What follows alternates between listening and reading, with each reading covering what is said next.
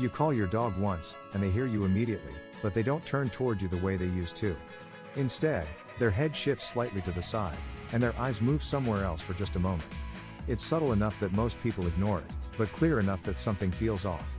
And that small change is where everything begins. Most owners assume the dog didn't hear properly or got distracted by something nearby. But your dog did hear you, and the delay you're seeing is not confusion or noise interference. It's a shift in how your dog is processing your signal. And that shift happens before the behavior you see. There was a time when your dog responded instantly, almost before your voice finished reaching them. The movement would begin without any visible pause or hesitation. That kind of response is not just obedience, it's alignment. And alignment creates consistency. Alignment means your dog is already oriented toward you before anything else competes for attention. There is no internal comparison happening between you and the environment. Your signal arrives, and the response begins immediately. That's what makes behavior feel effortless.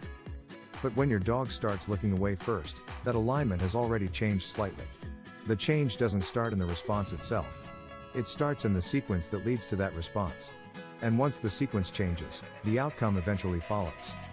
Now there is a small gap between hearing and acting, even if it only lasts a second. It's not long enough to seem like disobedience, but it is long enough to alter how the behavior begins. In that gap, something else is being processed first. And that changes everything about consistency. In that moment, your dog is no longer responding automatically. They are evaluating something before they move. It might be the environment, a sound, or movement nearby. But what matters is that your signal is no longer first. That shift in priority is what creates the look away.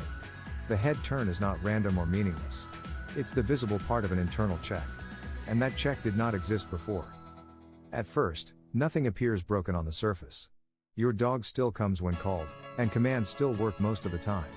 But the structure behind those responses has already shifted. And structure is what holds behavior together. Instead of responding first and adjusting later, your dog is now adjusting first and responding after. That reversal introduces a delay in commitment. And delay introduces variability. Even if the final action looks correct. Now watch closely the next time you call your dog in a calm environment. Notice whether their body begins to move immediately or whether there is a moment of stillness first. That stillness is not empty. It's where the decision is happening. Because that stillness is where evaluation occurs. Your dog is weighing something before committing to the response.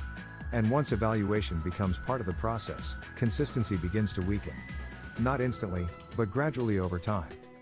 Even when your dog still responds correctly, the path to that response has changed. One response is automatic and stable. The other is chosen and variable.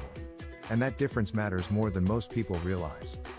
When your dog begins choosing instead of responding automatically, your influence becomes conditional. It's no longer the default reference point. It becomes one option among many. And options create inconsistency. That's why this moment matters, even though it looks small. Because it's not about the dog ignoring you. It's about the dog introducing a decision where there used to be none. And decisions can change depending on context. Now this same pattern begins to show up in movement. Your dog starts to move, then adjusts direction afterward instead of aligning first. The correction happens after the action begins. And that creates instability in execution. This instability is subtle at first. Your dog still appears to be responding correctly. But the smoothness of the response begins to fade. And smoothness is often the first thing to go. Now take it one step further into real situations. You call your dog while they are already engaged in something else. Instead of turning immediately, they continue for a moment before responding. That continuation is the same pattern expanding. The response is no longer interrupting behavior instantly. It is waiting for an internal checkpoint to complete first. And that checkpoint delays your influence. Even if only slightly. That delay creates room for other factors to interfere. The environment, movement, and internal state all begin to compete with your signal. And competition introduces variation. That variation builds over time. Now the same shift begins to show up in engagement.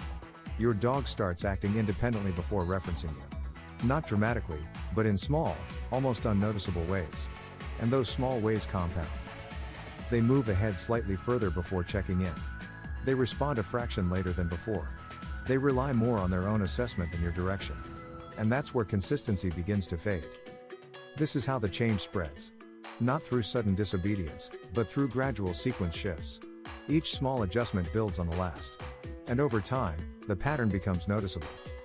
Because behavior is not just what your dog does. It's the order in which things happen before they do it. And when that order changes, everything built on it shifts as well. That's the part most people never see. That's why the look away matters more than it seems. It's not the problem itself. It's the first visible signal that the process underneath has changed. And once that process changes, the outcome eventually follows. And once your dog begins deciding before responding, consistency becomes harder to maintain. Not because your dog is refusing, but because they are now choosing. And choice introduces variation. So the next time your dog looks away when you call them, don't dismiss it as distraction. Look at what happened just before that moment. Because that's where the real change occurred. And once you see it, you can't unsee it. What most people don't realize is that once this shift begins, it doesn't stay limited to moments where you call your dog. It starts to influence how your dog moves through the environment even when you're not actively giving commands. The reference point begins to drift. And that drift changes how your dog interprets everything around them. Now your dog is no longer anchored to you as the first point of orientation. They begin orienting outward first, then back toward you if needed. That reversal feels small in isolation. But over time, it changes how decisions are made. Because when your dog references the environment before referencing you, your influence becomes secondary. Not removed, just delayed. And delay is enough to create inconsistency. Now this begins to show up in moments you wouldn't normally connect. Your dog hesitates slightly before following you through a doorway. They pause before adjusting to your movement. And they take longer to re-engage after distraction. Each of these moments looks unrelated on the surface. But underneath, they are all driven by the same sequence shift.